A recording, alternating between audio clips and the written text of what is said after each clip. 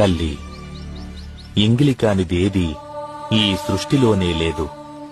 రంగనాథుడికి ఎంతో ఇష్టమైన ఆవు పాలు ముందుగా ఆవుదూడ ఎంగిలి చేస్తుంది కదా.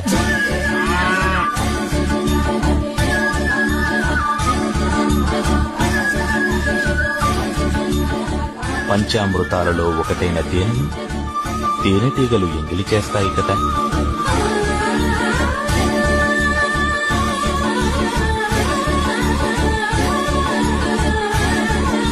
రంగనాథుడికి సమర్పించే విరిపూలను తుమ్మెదలు ఎంగిలి చేయవా?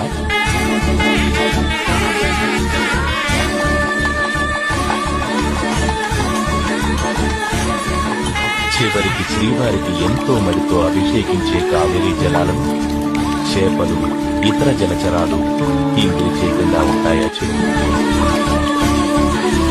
పరమేశ్వరుడు అంటే చాలా గొప్పవాడు అనుకుంటున్నావేమో. ఆయన వెళ్లి భవతి భిక్షాందేహి అంటే గానీ ఆయనకే కూడు లేదు. ఆయన భిక్షాటనమూర్తి. అన్నపూర్ణమ్మ దగ్గరికి వెళ్ళి భవతి భిక్షాందేహి అని నిలబడితే అన్నపూర్ణమ్మ గంటితో వడ్డిస్తూ ఉంటుంది. ఆయనకే అన్నం లేదు, ఆయనే భిక్షాందేహి అని అన్నం తెచ్చుకుంటాడు. ఆయన కోసం మళ్ళీ పెద్ద తపస్సు కూడా ఏమిటాడు. తన పెళ్లి తాను చెడగొట్టుకోవడానికి మాట్లాడిన బ్రహ్మచారి రూపంలో వచ్చిన ఏకైక మూర్తి శివుడు ఒక్కడే. పరమేశ్వరుడి చేతకానివాడై వెళ్ళి ఆవిడ దగ్గర భిక్షాటన చేయలేదు. ఆవిడంత చేతకానివాడని నువ్వు వచ్చి భవతి భిక్షాందేహి అంటే అన్నం పెట్టననేటంతటి వేళ అంత అహంకారంతో ప్రవర్తించే స్త్రీ ఆవిడ కాదు. ఎందుకు నిలబడ్డాడో తెలుసా అండి ఆయన? పరమశివుడు ఎందుకు నిలబడతాడో తెలుసా? ఆది భిక్షువు అని. లోకంలో ఎప్పుడు ఎక్కడ ఎవరికి ఏది కావాలన్నా కదలికలన్నీ ఆవిడే ఇవ్వాలి.